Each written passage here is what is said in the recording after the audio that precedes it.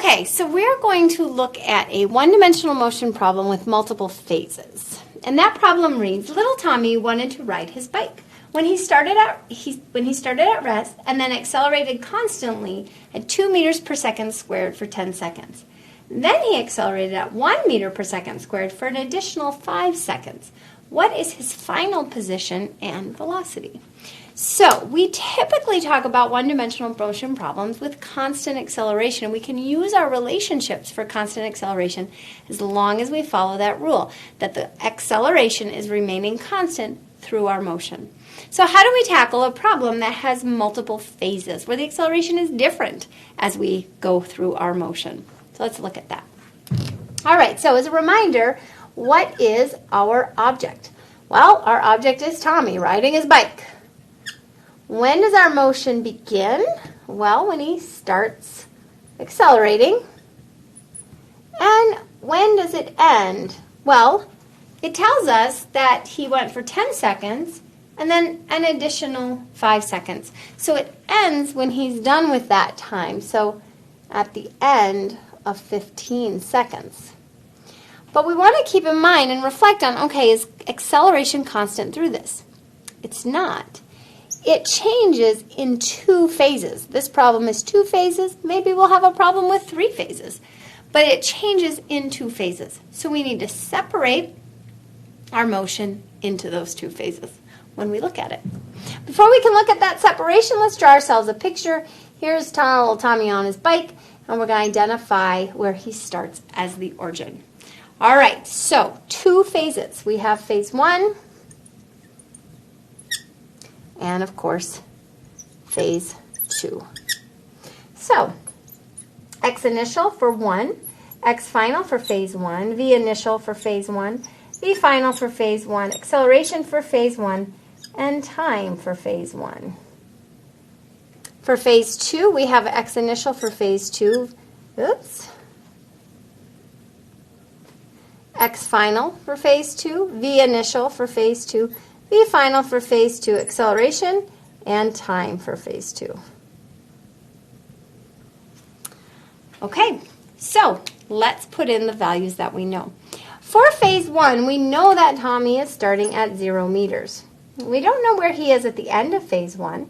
We do know he starts from rest, so his initial velocity is 0 meters per second.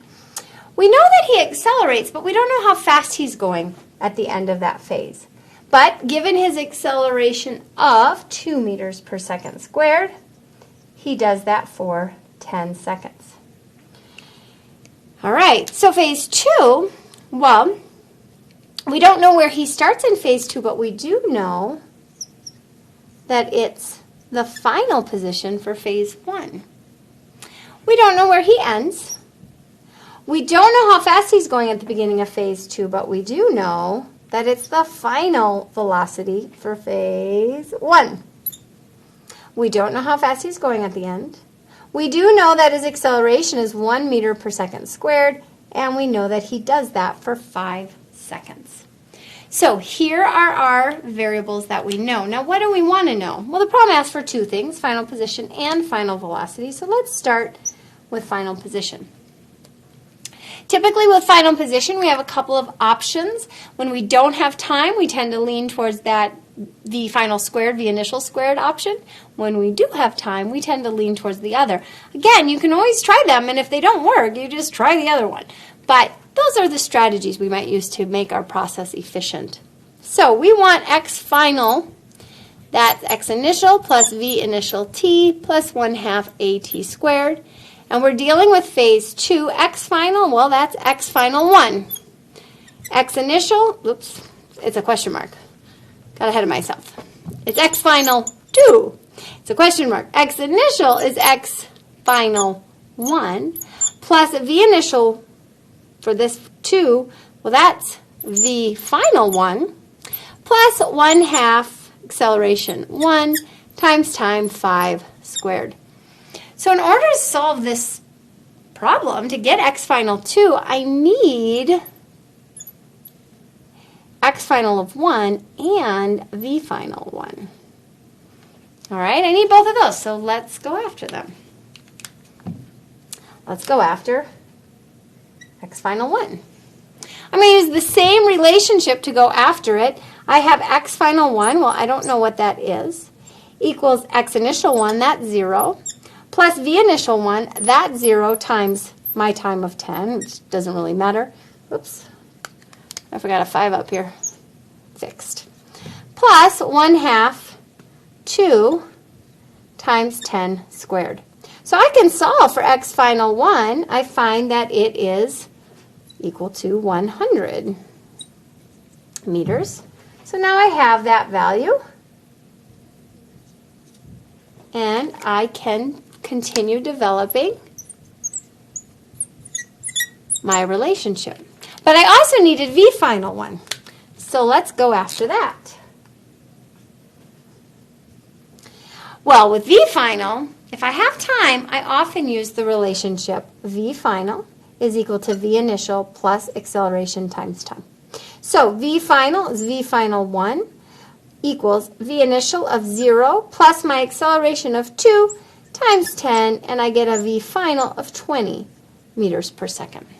So now, this is 20, that makes this 20, and I can use my relationship. 5 plus 1/2, 1 times 5 squared. So I end up with x final equals 100 plus 100 plus, well, that's 25. Half of 5 times 5 is 25. Half of 25 is 12 and a half, and I get 212.5 meters for my final position. All right, so given that, then we also are asked, what is the final velocity? Well, that was our second part of the question, final position and final velocity. Well, we're going to use this relationship because I know velocity, I know now initial velocity, acceleration, and time. So just as a reminder, v final equals v initial plus acceleration times time. V final is, what we don't know, v final 2 plus v initial of 20 plus my acceleration, which is 1 times time of 5, and I get v final of 2 is equal to 25 meters per second. All right, so looking at a problem, we still tackle it the same way we've tackled all of our problems. We identify the object, the initial and final. We ask ourselves the question, okay, is acceleration constant through this motion that I care about? If it is, great, we tackle it. If it's not, we pull all those accelerations into their own phases, recognizing the relationship between them and tackling the problem. All right, good job.